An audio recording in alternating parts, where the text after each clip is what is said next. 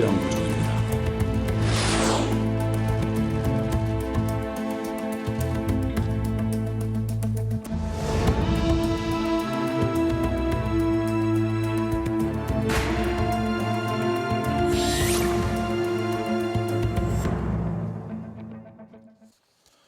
거대 여당의 국회 운영을 이끌 더불어민주당 원내대표 경선이 오후 2시부터 시작됐습니다. 야당인 미래통합당은 내일 원내대표를 선출합니다. 이낙연 민주당 코로나 국난 극복 대책위원장이 이천 화재 참사 조문 당시 유족들과 오고 간 대화에 대해 사과했습니다.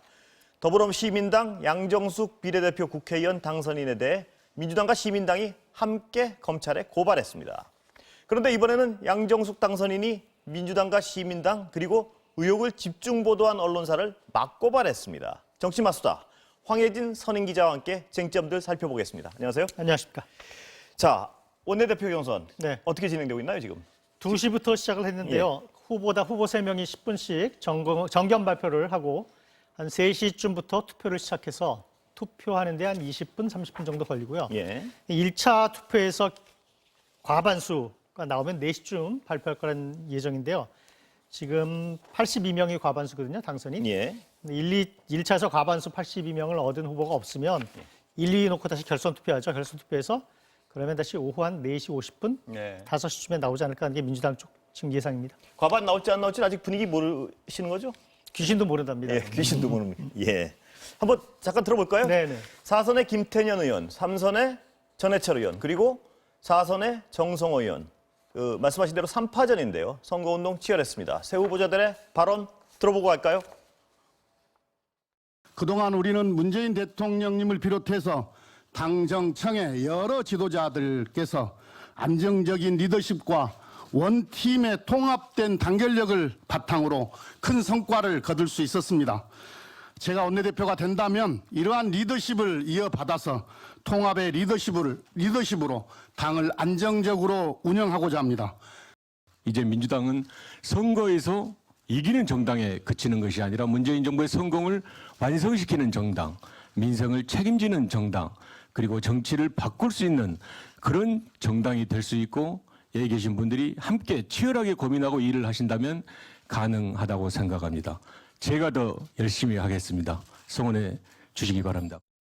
문재인 정부 출범 이후에 당정청 관계는 늘 좋았습니다. 일사불란했습니다. 원팀이었습니다. 우리 과거에 열린우리당 때의 트라우마가 있기 때문에 모든 분들이 개인적인 생각 자제하고 정부와 청와대 입장 또 대통령의 의견 따라갖고 최선을 다해왔습니다. 자, 들으셨지만요. 네. 정치에 관심이 좀 덜한 일반 시청자들은 저 세 분이 어떻게 다른 분들인가, 무엇을 핵심적으로 주장하고 있나, 이게 좀 궁금할 수밖에 없는데요. 뭡니까? 차이가 구체적인.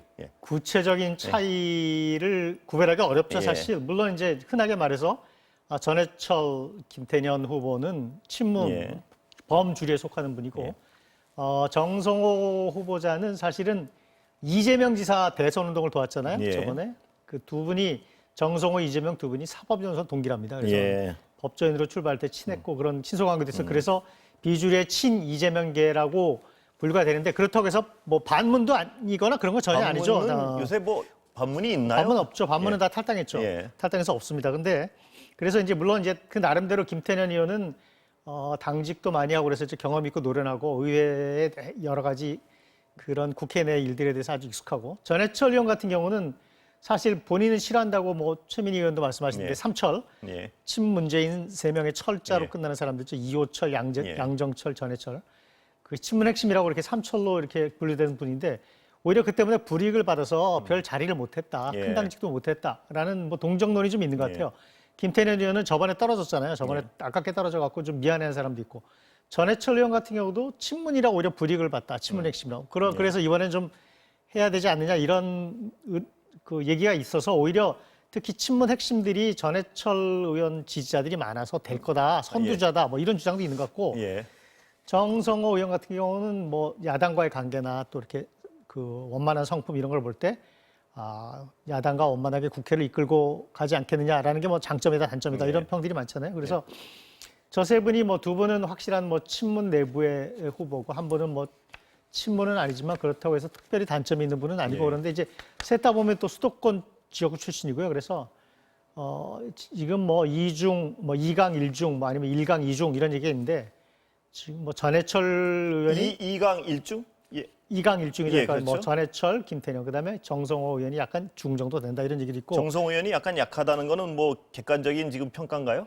그런 것 같습니다. 워낙 예. 친문 의원들이 많으니까 가장 최대 세력인데 예. 뭐 친문도 그 여러 가지 그 색깔의 농도도 요즘 다르겠지만 예. 어찌됐건 그런데 그래서 뭐 전해철 의원이 가장 유력하지 않느냐 이런 얘기도 있고 한데 하여튼 그 원내대표 선거는 뚜껑 열기 전까지 괜히 그 예측하면 망신당한다고 예. 아까 뭐라고 하셨죠? 귀신도 모른다. 귀신 선거라는 얘기 있어요. 귀신 예. 선거. 근데 그 귀신도 모르는 선거라는 뜻도 예. 있지만 이런 거라면 그러니까 그 국회의원들이 서로 이렇게 친하니까 후보들이 와서 예. 자기 찍어달라 도와달라 그러면 도와준다고 거절 못하니까 걱정하게 예. 웬만하면 도와줄 것을 얘기자 그럼 표를 다 계산하잖아요. 그러면 의원수가 100명인데 표는 한 140개 정도 예. 되는 거예요. 귀신표가 나오는 귀신표가 거군요. 40개가 있는 거죠. 그래서 까보면은 예. 표를 열어보면 이제 다 다른 거죠. 예. 그래서 귀신도 모르는 선거다, 귀신 선거다 이런 말이 있는 것처럼 국회의원들이 또 다 선거의 귀신들이잖아요, 자기들이. 예. 그러니까 그 사람들이 하는 선거라 유권자들의 마음을 정말 모르는 선거다. 그래서 예. 섣불리 예측하면 이건 망신당하는 선거니까 예측하지 말아라 하는 게 귀신도 정치인들 모른다. 사이에 정치부 기자들 사이에 뭐 있는 말입니다. 예. 그 정성호 의원의 경우는 아까 그 발언하는 거 들어보니까 협상을 강조하는 어떤 뉘앙스가 많던데요. 그것 때문에 오히려 불리하다고 이제 최민희 전 의원은 그렇죠. 강조하던데. 예. 그 대야 관계에 너무 유화적이지 않을까. 야당한테 끌려가지 않을까. 뭐 이런 우려가 있다고 그래서 불리하지 예. 않을까. 뭐 그렇게- 그런 거 강조하는 게 그렇게 좋지 않다. 말씀했습니다. 예. 최민희 의원 같은 경우 민주당 내분 부분 인사들도 그런 말을 하는데 예. 하여튼 봐야겠습니다. 그건. 예. 그걸 또 오히려 이게 친문이 너무 독식하는 게 좋지 않다고 생각해서 뭐 원내대표는 좀 비문 인사를 밀어주자 이렇게 생각할 분도 있을 수 있으니까요. 결과가 그렇게 나타날 수도 있는 거고요. 그렇죠. 네. 뭐 이인영 원내대표도 핵심 친문은 아니죠, 사실. 예. 네. 귀신도 모르는데 누가 알겠습니까? 예. 그 미래통합당 네. 말씀 좀 해볼까요? 오늘 대화를 나눈 중에 결과가 나올 가능성 거의 없는 상황이죠, 지금? 그렇죠. 이게 3시부터 투표를 실제로 예. 시작할 거니까 지금 1시간 이상 남았습니다. 아직 1차 결과가 나올 네네. 가능성은 거의 없군요, 지금. 자, 미래통합당 내일 얘기요. 네. 경선 포기한 분이 계시죠? 네, 두 분이 포기했죠. 두 분이 처음에 선언했던 예. 충남 보령서천 김태흠, 그다음에 충남 아산갑 이명수 두 분 다 충남 지역구 의원들이죠. 예. 충남 지역구 수도권을 빼면은 지금 수도권에 소수 살아남고 충청도에 조금, 그다음에 강원도, 예. 그다음에 영남 이런 식의 그 의석 분포인데 이분들이 지금 당내 다수파인 영남 지역에서 정책의장을 구해야 되잖아요. 정책의장을 파트너로 삼아야 되는데 영남 쪽 그 정책의장 파트너를 구하는 데 좀 어려움을 겪으신 분이에요. 그래서 표 계산을 해보니까 이게 쉽지 않겠구나. 그래서 접으신 것 같아요. 그래서 지금 최종적으로 대구 수성갑 출신 5선 주호영, 그다음에 예. 서울 용산에서 이번에 당선된 권영세 수도권 이렇게 해서 예. 2파전인데요. 예. 여기 판세 분석은 어떻습니까? 주호영 의원이 아무래도 영남권 지금 당선자들이 70%거든요. 그래서 예. 주호영 의원이 5선이고 상당히 선풍구도 원만하고 두루두루 대인관계 좋은 분으로 평가가 있어서 예.